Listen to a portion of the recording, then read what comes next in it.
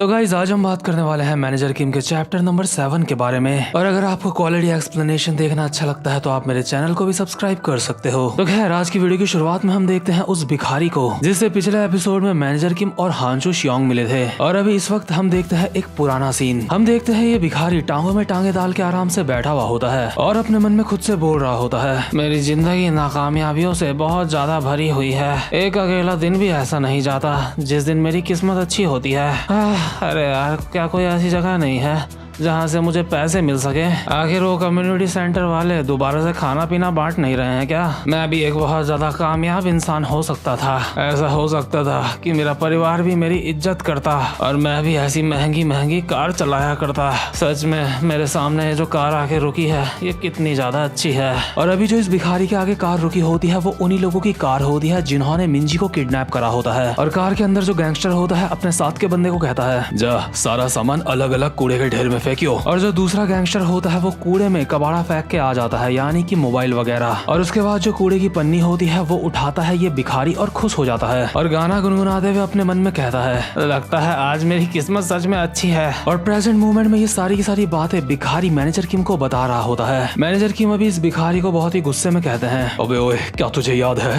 वो किस तरह की कार थी जिसको वो गैंगस्टर लोग चला रहे थे? या फिर क्या तुझे उसकी नंबर प्लेट याद है? जो लोग उस कार के अंदर थे वो लोग कितने बड़े थे? क्या उनके शरीर में किसी खास तरीके का निशान वगैरह था? क्या तुझे याद है उस कार के अंदर कितने लोग थे? और ये भिखारी अभी हैरान होकर अपने मन में बोल रहा होता है, आखिर ये हरामजादा कौन है? इसकी नजरें सच में काफी ज्यादा डरावनी है। क्या इसके गले के नीचे गोलियों के निशान हैं? इतने में ही मैनेजर किम इस बंदे का कॉलर पकड़ के इससे दोबारा से पूछते हैं। ये भिखारी कहता है, अरे पहले मुझे छोड़ो उसके बाद बताता हूँ। भिखारी अपने मन में बोल रहा होता है, इसके हाथ नॉर्मल हाथ नहीं लगते, ये काफी ज्यादा हार्ड हैं। लगता है मेरी बैंड बजने वाली है।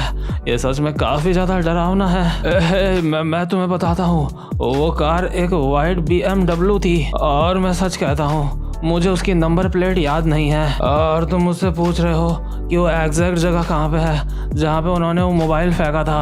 वो एक कन्वीनियंस स्टोर के सामने की जगह थी।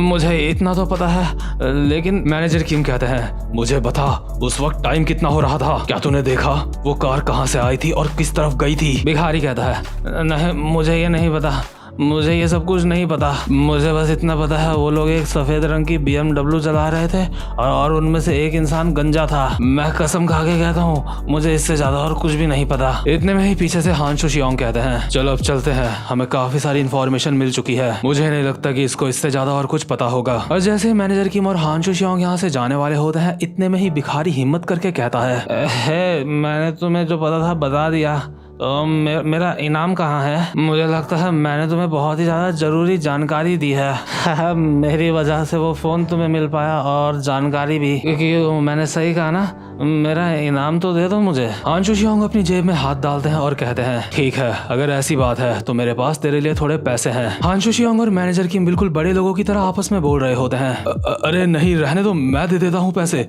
अरे तुम क्यों दे रहे हो? ये सुन के भिखारी खुश हो जाता है और एक स्माइल के साथ अपने मन में कहता है, अरे वाह ये लोग तो काफी ज्यादा समझदार लोग लग रहे हैं। इसलिए भिखारी भी अभी अपनी औकात से ऊपर पहुंच जाता है और कहता है, देखो तुम लोगों को पहले ही बता देता हूँ, मैं कोई ऐसा छोटा मोटा तुच्चा सा इंसान नहीं हूँ। मैं तुम्हें बता दूं, इस सड़क में मैं पूरे 25 साल से बैठता आ रहा हूँ, तो इसलिए सोच समझ के देना। इतने में ही हांचू शियोंग एक सिक्का निकालते हैं और अपने हाथ से उसको मोड़ के इस भिखारी के सामने फेंक देते हैं और कहते हैं, अबे ओए क्या तुझे और चाहिए? भिखारी की फटके 4 हो जाती है और वो कहता है, अरे नहीं नहीं नहीं मुझे नहीं चाहिए। तो खैर इसके बाद सीन शिफ्ट होता है और हम देखते हैं समुद्र किनारे का सीन, जहाँ पे वो गैंगस्टर लोग पहुंच जाते हैं जिनके पास मिंजी होती है। ये लोग गाड़ी के पीछे की डिक्की खोलते हैं और कहते हैं, अरे इस लाश के ऊपर से तो स्मेल आने लगी है, क्या तुमने इसके ऊपर कुछ लगाया नहीं? सर आप चिंता मत करिए, अब इस लाश को हम ठिकाने लगा देंगे। दूसरा बंदा कहता है, तुम्हें इसके ऊपर पहले ही कुछ लगा देना चाहिए था, इसने हमारी कार की डिक्की खराब कर दी। अभी लगभग 1 घंटा हो चुका है, बंदों को फोन करो और उन्हें बोलो हमें हथियार चाहिए। दूसरा बंदा कहता है,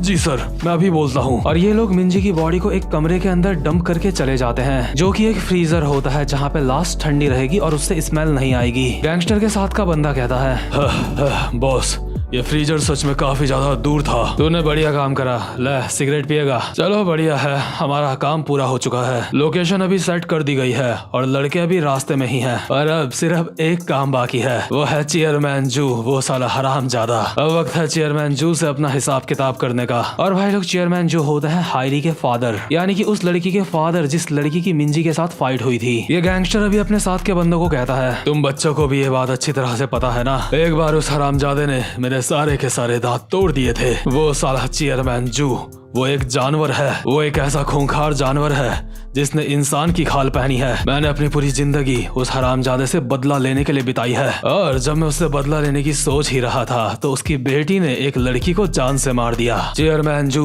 वो साला इतना बड़ा आदमी है कि नॉर्मली मैं उसके आसपास भी नहीं भटक सकता, लेकिन अब मामला कुछ और है। लेकिन इतने में ही यहाँ पे एक पुलिस वाला आ जाता है और इन सबको देख के कहता है, ए, आखिर तुम लोग यहाँ पे क्या कर रहे हो? मैंने इसकी खबर तो नहीं सुनी थी कि आज यहाँ पे कोई आने वाला है। प्लीज तुम सब के सब अभी यहाँ से निकल जाओ। लेकिन इतने में ही जो इन गैंगस्टर्स में से एक टकला होता है वो इस पुलिस वाले के पेट में चाकू मार देता है, और लगातार 7-8 चाकू घोंपने के बाद ये पुलिस वाला यहीं पे मर जाता है। इसके बाद मेन गैंगस्टर कहता है, हमने इसको निपटा दिया है, इससे कोई ज्यादा दिक्कत तो नहीं होगी ना? कोई नहीं, इसको मारने का बोझ भी जू के ही सर में जाने वाला है। इसके बाद टकला जिसके मुंह पे खून लगा हुआ होता है वो कहता है, क्या हम इसको भी ठिकाने लगा दें? वैसे भी ये सब कुछ हमें चेयरमैन जू की बेटी की वजह से करना पड़ रहा है, तुम्हें याद ही होगा। दूसरा बंदा कहता है, हाँ तुमने बिल्कुल सही कहा। ये सारा का सारा लफड़ा जू की बेटी की वजह से हो रहा है। आजकल के बच्चे सच में एक नंबर के घोंचू हैं, वो बस बड़े हो जाते हैं लेकिन उनमें अक्ल नहीं होती। और यार ये जो गैंगस्टर हैं इन्होंने जू की बेटी से झूठ कहा था कि ये लोग लाशों को जापान ले जाते हैं और एक कंप्रेशन टेक्नोलॉजी की मदद से लाशों को ठिकाने लगा देते हैं। लेकिन कंप्रेशन टेक्नोलॉजी नाम की कोई भी टेक्नोलॉजी इनके पास नहीं होती। ये बस चुपचाप से लाशों को एक फ्रीजर वाले रूम के अंदर डाल देते हैं, और अभी जो इन्होंने पुलिस वाला मारा होता है उसको भी वो वहीं पे डाल देते हैं जहाँ पे मिंजी होती है। ये लोग अभी आपस में जू की बेटी का मजाक उड़ाते हुए बोल रहे होते हैं।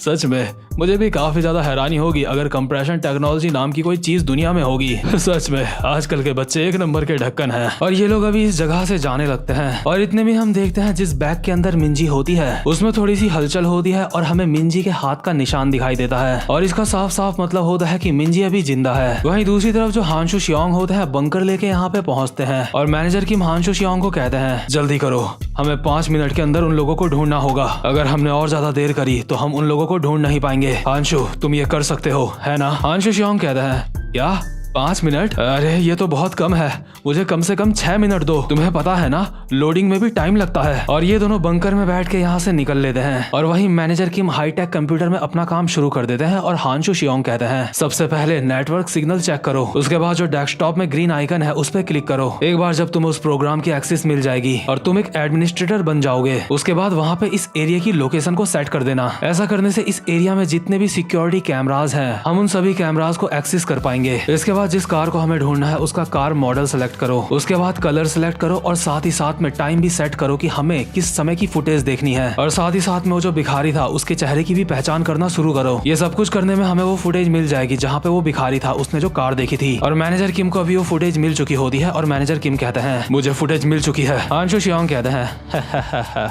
बंकर के साथ हमेशा काम काफी ज्यादा जल्दी हो जाता है। मैनेजर किम फुटेज देखते हुए कहते हैं, अभी उस कार के अंदर से कोई बाहर आ रहा है। हांशु शियोंग कहते हैं, वहाँ पे पॉज करो और उस इंसान का स्क्रीनशॉट लेके हम उसके चेहरे की भी पहचान कर सकते हैं। मैनेजर किम ने ये सब कुछ पहले ही कर दिया होता है और कहते हैं, हाँ इस बंदे की सारी जानकारी सामने आ रही है। इसका नाम शैंगमैन किम है, उम्र 41 साल, 2 बार अपराध करने में पकड़ा गया है। और ये कार क्या ये एक किराए की कार है? लगता है ये बंदा पीछे वाली सीट से बाहर निकला है, और अगर ऐसा है तो इसका मतलब एक बंदा कार को चला भी रहा होगा। ठीक है, हम यहाँ पे इस कार की इन्फॉर्मेशन डाल के इस कार की लोकेशन अभी निकाल सकते हैं, क्योंकि अभी हम बंकर के साथ चल रहे हैं तो उसको लोड होने में थोड़ा सा टाइम लग सकता है। और अभी जो वो व्हाइट BMW होती है उसकी लोकेशन निकालने के लिए लोडिंग शुरू हो जाती है। लोडिंग बस पूरी होने ही वाली होती है, और मैनेजर किम कहते हैं, come on come on come on, बस थोड़ा सा और कम ऑन। और जैसे ही लोडिंग 99 होती है इतने में ही एक कार तेजी से बंकर की तरफ आती है और इसको बहुत ही तेज से टक्कर मार देती है, जिससे अंदर सब कुछ इधर उधर गिरने लगता है। लेकिन साथ ही साथ में लोडिंग भी पूरी हो चुकी होती है और मैनेजर किम को लोकेशन मिल चुकी होती है जो कि व्हाइट BMW की लोकेशन होती है, और ये जगह होती है साउथ कोरिया प्योंगटैक। और प्योंगतैक से मुझे याद आया हमारे एली जैंग ने प्योंगतैक के किंग को फाइट में हराया था। तो खैर अभी कार की टक्कर से जो बंकर होता है वो पलट जाता है और जिस कार ने मैनेजर किम लोगों को टक्कर मारी होती है अभी उसमें से एक बंदा बाहर निकलता है और अपनी नाक से खून बाहर फेंकते हुए कहता है, सालो हरामजादो,